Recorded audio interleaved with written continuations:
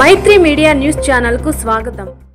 Kuppam municipal పరిధిలోని 7-8 వార్డులకు సంబంధించి ration షాపులను పూజలు చేసి ప్రారంభించిన ఏపీఎస్ఆర్టీసీ వైస్ చైర్మన్ మునిరత్నం ఈ సందర్భంగా రేషన్ కార్డుదారులకు బియ్యం మరియు పప్పు, పంచదారను అందజేశారు. ఆయన మాట్లాడుతూ గత ప్రభుత్వ హయాంలో ఎండియు వాహనాలు ఎప్పుడు వస్తుందో తెలియక రేషన్ కార్డుదారులు ఇబ్బందులకు గురయ్యేవారని తెలిపారు. రాష్ట్ర ముఖ్యమంత్రి చంద్రబాబు ప్రజల అభిప్రాయాలను సేకరించి నేటి నుంచి రేషన్ షాపుల ద్వారా రేషన్ కార్డుదారులకు బియ్యం పంపిణీ చేయాలని ఆదేశించారన్నారు. రేషన్ షాప్ ఎదురుగా నీటి సౌకర్యము, కూర్చునే దానికి చైర్లు వేసి లబ్ధిదారులకు మంచి మర్యాద ఇవ్వవలసిందిగా తెలిపారు. పండుగ వాతావరణంలో రేషన్ షాపులను ప్రారంభించడం జరిగిందన్నారు.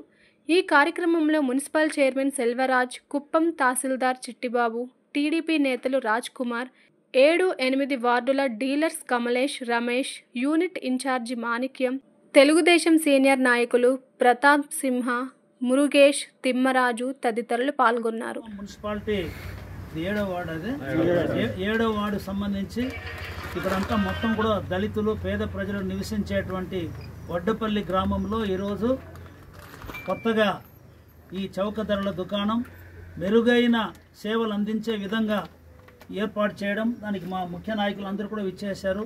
కాబట్టి అందరూ కూడా పేరు పేరు నమస్కారం తెలియజేస్తూ, గత 5 సంవత్సరాల్లో జరిగినటువంటి పొరపాట్లు, దుర్మార్గాలు, అన్యాయాలకు వ్యతిరేకంగా ప్రజలు 94% స్ట్రైక్ రేటుతో ఈ కూటమి ప్రభుత్వానికి అధికారం కట్టబెట్టారు. గౌరవ ముఖ్యమంత్రి గారు ఎంతో అనుభవశాలి, ఎంతో అంకిత భావంతో పనిచేసేటువంటి నారా చంద్రబాబు నాయుడు గారిని మొత్తం రాష్ట్ర అభివృద్ధి సంక్షేమం కోసం ఈరోజు ఆయన్ను నమ్ముకొని ఉన్న ప్రజలు, అందుకు ముఖ్యంగా నిత్యావసర సరుకులు అనేది ప్రతి ఒక్క పేదవాళ్లకు కావలసినటువంటి అవసరమైంది. కాబట్టి దాన్ని ఎంత చక్కగా చేయాలనో దానిపైన అధ్యయనం చేసి ఈ కొత్త పద్ధతిలో ప్రారంభిస్తున్నాం.